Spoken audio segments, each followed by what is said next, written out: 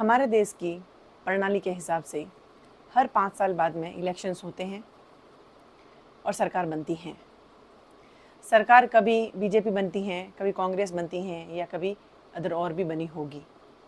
हर बार leader आते हैं, opposition होता है, पार्लियामेंट में उनकी मीटिंगें होती हैं और बहुत से सब्जेक्ट्स रखे जाते हैं। बहुत से विषय ऐसे रखे जाते हैं जिनके ऊपर बजट की बात होती है, जिनके ऊपर नुकसान या फ़ायदे की बातें होती होंगी। लेकिन उन सब का अगर निचोड़ निकाला जाए तो जो भी लीडर बनता है, जिसकी भी सरकार आती है, वो जनता के द्वारा आती है, जनता उसको चुनती है। लेकिन क्या आपको लगता है कि जिस तरीके से इलेक्शन के समय जनता के ऊपर जो भरोसा दिखाया जाता है, जनता से जो वादे किए जाते हैं, वो सब उनको याद हो और उनके ऊपर वो चर्चा करते हो? खमागणी, मैं हूँ शोभा भाटी। मैं बात करना चाहती हूँ उन सभी लीडर के बारे में, उन सभी हमारे देश में जितनी भी पार्टीज़ हैं उनसे या उनके लीडर से या उनके बारे में, कि जितने वादे वो लोग जनता से करते हैं, जितनी चिंता वो जो जनता के लिए बताते हैं इलेक्शन के समय में, क्या आपको लगता है कि सरकार बनने के बाद में या ऑपोजिशन में पार्टी आने के बाद में वो उन विषयों पे चर्चा करते होंगे? दुख होता है ऐसी चीज़ें बोलते हुए, बताते हुए, कि आम जनता हर 5 साल बाद में एक भरोसा, एक विश्वास अपने अंदर जगाती हैं और वापस वो टूटे हुए विश्वास को बनाती हैं और सोचती हैं क्या पता अब की बार सरकार कुछ कर ले। जितने भी केसेस, जितने भी मुद्दे जो सरकार जिस पे ले रही होती हैं, हर किसी में मुझे ऐसा लगता है, मेरा ऐसा मानना है, थोड़ा सा जनता का फ़ायदा देखा जाए तो बहुत सा सुधार हो सकता है। हो सकता है हमारे देश के अंदर बहुत सारे बड़े-बड़े मुद्दों पे बात होती होगी, बड़े-बड़े विषयों पे बात होती होगी, लेकिन जनता को अगर उसके फ़ायदा ना हो, तो जनता के लिए क्या चीज़ें ये ज़रूरी होगी, क्या फ़ायदेमंद होगी सरकार जो उनके ऊपर इतना भरोसा जताती हैं। बात अगर चाहे ऑपोजिशन की हो, चाहे उस सरकार की हो जो अभी केंद्र में चल रही हैं। उनको दूसरे यहाँ आस-पास की बातों पे या अननेसेसरी विषयों पे बात करने से अच्छा होता कि वो वास्तविक रूप में सोचे, एक ह्यूमन बीइंग का हार्ट होके सोचे कि जनता के लिए क्या सही है। देश के अंदर जो बहुत सारे विषय हैं, उनमें से सबसे ज़रूरी हैं 3 चीज़ें, एक शिक्षा, एक बेरोज़गारी, जो अभी होता है, जो बेरोज़गार हैं लोग, उनके लिए रोज़गार और महिलाओं के लिए सुरक्षा या बालिकाओं के लिए सुरक्षा। और उसके बाद में जितने भी विषय हैं वो सभी ज़रूरी हैं, लेकिन सबसे पहले ये ज़रूरी है क्योंकि ये चीज़ें जिस तरीके से बढ़ती जा रही हैं और जितना आक्रोश बढ़ता जा रहा है या फिर जितनी गलत चीज़ें इनके अंदर होती जा रही हैं, उससे आम जनता टूटती जा रही है, उनकी कमर टूट रही हैं। आए दिन न जाने, ये तो कुछ एक केस होते हैं जिनकी पहुंच ऊपर तक होती है, उनके केस उजागर हो जाते हैं, सामने आ जाते हैं। बहुत से बलात्कार केस हो गए, घोटाले के केस हो गए, रिश्वतखोरी हो गई, ये तो वो केसेस होते हैं जो कुछ रिपोर्टर्स के सामने आ जाते हैं और वो सामने जनता को पता चल जाते हैं। लेकिन न जाने कितने घरों के अंदर, कितने जगहों पे, हॉस्पिटल्स, स्कूल्स, जैसे कि और भी बाहर जो सार्वजनिक चीज़ें स्थान होते हैं वहाँ पर, और न जाने किन किन जगहों पर कितने रेप होते हैं। वो कहाँ सामने आते हैं? वो सामने इसलिए नहीं आते हैं क्योंकि हिम्मत ही नहीं होती लोगों की बोलने की, क्योंकि उनको इस बात का पूरा भरोसा होता है कि सिर्फ बदनामी के सिवाय हमें कुछ नहीं मिलेगा और अगर हम आगे जाना भी चाहें तो हमारे पास में इतनी रिश्वत देने के लिए पैसा नहीं है। ये डर उनके अंदर है। मैं कह रही हूँ ये डर जो जितना भी आम जनता के अंदर है, जिस दिन इसी प्रकार का डर जो क्रिमिनल्स हैं, जो रिश्वतखोर हैं या फिर जो बलात्कारी हैं, उनके जहन में हो गया पुलिस के प्रति, सरकार के प्रति, कानून व्यवस्था के प्रति, तो शायद ये चीज़ें बहुत कम हो सकती हैं। लेकिन उनके मन में, उनको पता होता है कि हमारी पहुँच है, हमारे पास में पैसा है, हमारी जान पहचान है, हम निकल जाएंगे, इसीलिए वो ऐसी वारदातें को अंजाम दे देते हैं।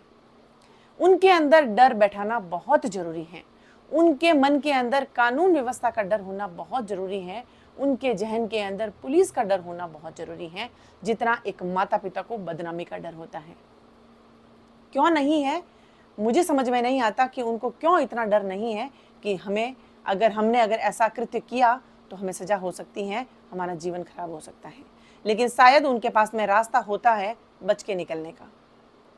सेकंड थिंग मैं ये कहना चाहती हूँ, जितने भी जैसे कि अभी अभी मैं नाम नहीं लेना चाहूँगी, पश्चिमी स्टेट के अंदर जैसे कि कुछ महीनों पहले एक वारदात हुई, महिलाओं को जैसे कि नंगा करके या उनका रेप हुआ, या किस तरीके से एक औरत जाति को सरेआम नंगा करके उसको जलील किया गया, उसकी कहते हैं रूह कांपने वाली स्थिति लोगों के सामने कर दी। उसमें सबने अपनी राजनीति की, हर पार्टी ने अपनी राजनीति की, वहां जाके वीडियोस बना के उन्होंने सोशल मीडिया के ऊपर डाले कि हम उनके साथ हैं। पर मुझे ये बताइए, एक इंसान होने के नाते, इंसानियत के नाते, किसने उनको न्याय दिलाया? अगर आपके मन में यही भाव है कि एक सरकार को ऐसा कार्य करना चाहिए या उनके साथ में खड़ा रहना चाहिए या उनके लिए प्रोटेस्ट करना चाहिए, तो क्या जरूरी है आपको ये सोचना कि केंद्र में सरकार हमारी नहीं है?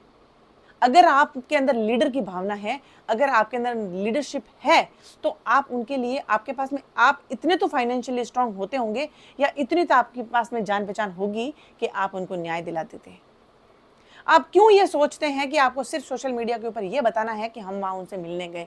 मिलके आने के बावजूद भी आप लोगों ने स्टेप क्या लिया? उनके लिए क्या प्रोटेस्ट किया? उनके लिए क्या स्टैंड लिया?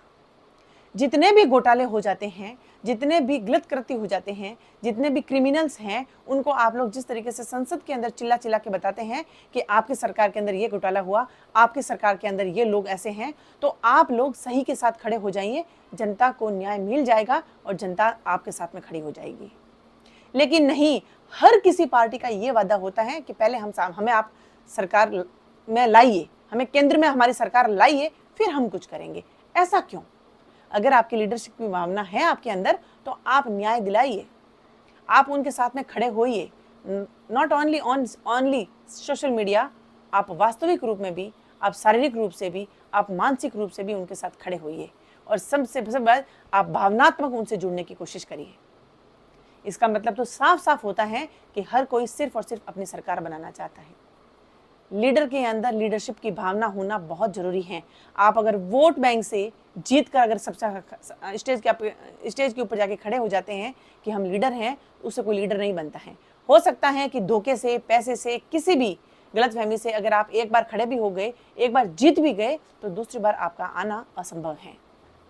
सभी लीडर से, जो भी ये वीडियोस देखते हैं, मैं उन सब से गुजारिश करना चाहती हूँ, रिक्वेस्ट करना चाहती हूँ कि आपके पास में इतनी तो पावर होती है, इतनी तो आप लोगों के पास में जान पहचान होती है कि कोई भी आम आदमी अगर आपसे अपेक्षा रखे कि आप उसको न्याय दिलाएं, तो बिना किसी स्वार्थ के आप उसको न्याय जरूर दिलाएं।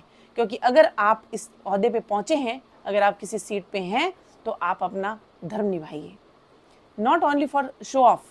आप एक इंसानियत के नाते आप कभी मत ये सोचिए कि अगर मैं गरीब की मदद कर रहा हूँ तो मुझे क्या फ़ायदा होगा। फ़ायदा एक साइड में कर दीजिए, आप अपना कर्तव्य निभाइए।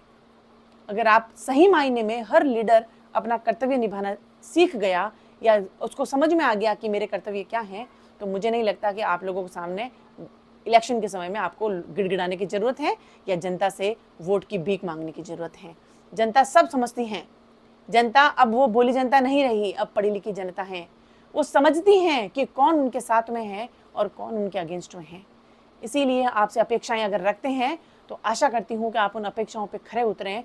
और मैं नहीं, उन सभी महानुभावों से जो चाहे लीडर है या नहीं है, एक आम जनता के साथ खड़े हैं और उसके बावजूद भी, किसी पोस्ट पे नहीं होने के बावजूद भी, वो बहुत से लोग ऐसे हैं हमारे समाज के कि जो न्याय दिलाने की कोशिश करते हैं।